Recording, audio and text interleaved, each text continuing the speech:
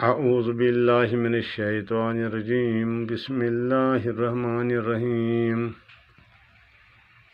Government high school منڈی گام سے ایک بار پھر میں 10ویں جماعت کے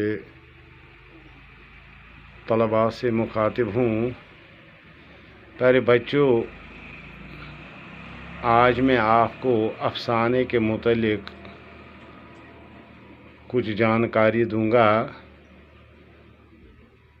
پریم چند کا لکھا ہوا افسانہ آپ نے پڑھا۔ اب افسانہ کیا ہے اس کے بارے میں آپ کو میں بتاؤں گا۔ اردو ادب کی نثری صنعت کو افسانہ کہا جاتا ہے۔ اس صنف میں انسانی زندگی کے کسی پہلو کو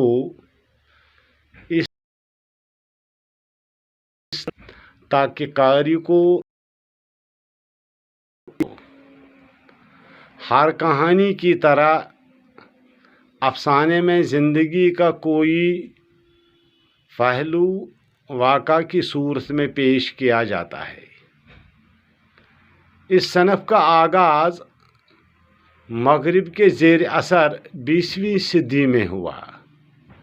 اس زمانے میں داستان کا رواج ختم ہو چکا تھا اور ناولوں کا رواج ابتدائی مراحل میں تھا۔ افسانے میں واقعہ کا بیان کہانی کی بنیادی شرط ہے۔ کہانی کو دلچسپ بنانے میں تخیل اور جذبے کا بھی عمل دخل ہوتا ہے۔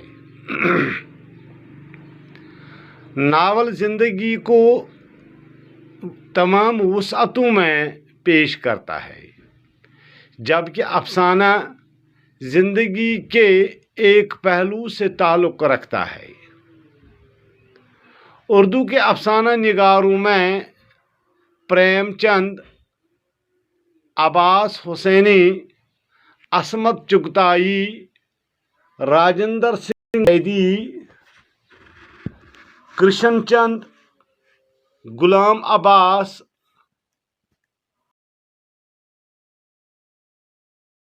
اہم قلمکار گزرے ہیں۔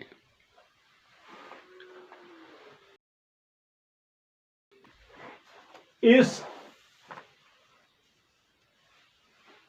افسانے میں آپ یہ بات اچھی طرح سمجھیں گے کہ افسانہ کب شروع ہوا، کیسے ہوا اور افسانے میں کیا کیا کس طرح کسی شخصیت کے کسی ایک خاص پہلو کو بیان کیا جاتا ہے۔